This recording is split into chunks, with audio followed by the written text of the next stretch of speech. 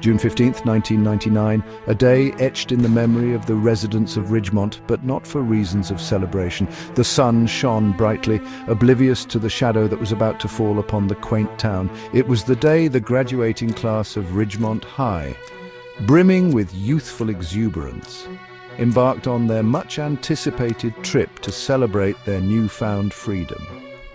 Their destination, the idyllic seaside town of Oak Haven. Little did they know, this journey wouldn't lead them to sun-kissed beaches and carefree laughter. It would lead them to oblivion. The bus departed amidst a cacophony of cheers and farewells, the air thick with anticipation. Excited chatter filled the bus, dreams for the future intermingling with plans for the week ahead. But as the sun began its westward descent, casting long shadows that stretched towards Ridgemont, the unthinkable happened. The bus and everyone in it vanished without a trace. One moment it was there, a beacon of youthful energy. The next, it was gone, swallowed by the twilight. Oak Haven had always held a special allure for the graduating class of Ridgemont High. A place of legend in their small town, it whispered promises of sun-drenched days and starlit nights. For the class of '99, it was more than just a graduation trip. It was a rite of passage, a final hurrah before embarking on the grand adventure of adulthood. Brochures were pored over, itineraries were meticulously crafted, and dreams were woven into the very fabric of their excitement.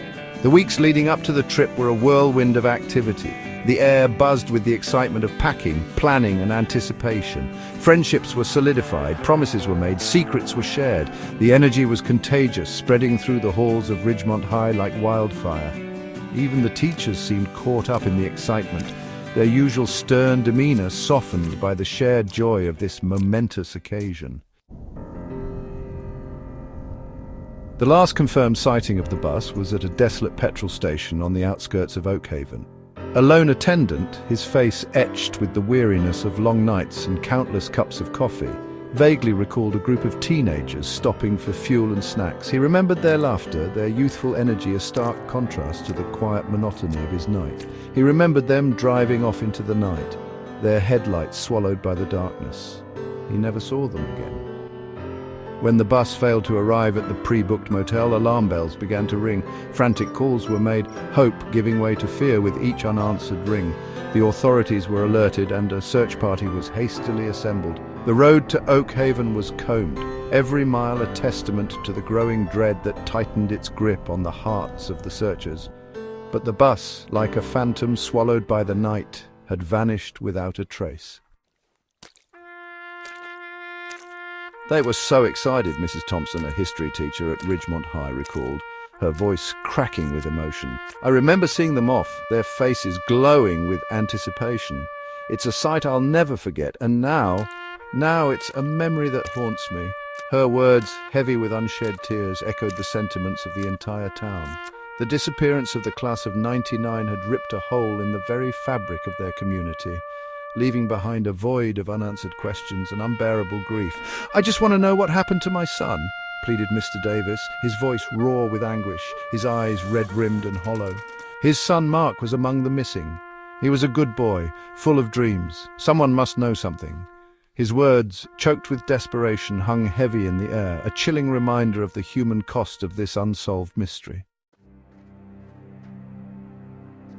The investigation, hampered by dead ends and false leads, only deepened the mystery. Theories abounded, each more outlandish than the last. Some whispered of a mass abduction, citing the lack of any trace as evidence of something sinister at play. Others, clinging to a shred of hope, suggested a mass runaway, perhaps a misguided attempt at starting a new life. But none of these theories held water. None could fully explain the complete and utter disappearance of an entire busload of teenagers. The police, their initial confidence shaken, were baffled. The lack of evidence, the sheer impossibility of it all, left them grasping at straws. In all my years on the force, Detective Miller confessed, his face etched with frustration, I've never encountered anything like this. It's like they simply vanished into thin air. His words, spoken with a weariness that betrayed the toll the case had taken on him, only served to amplify the sense of unease that had settled over Ridgemont.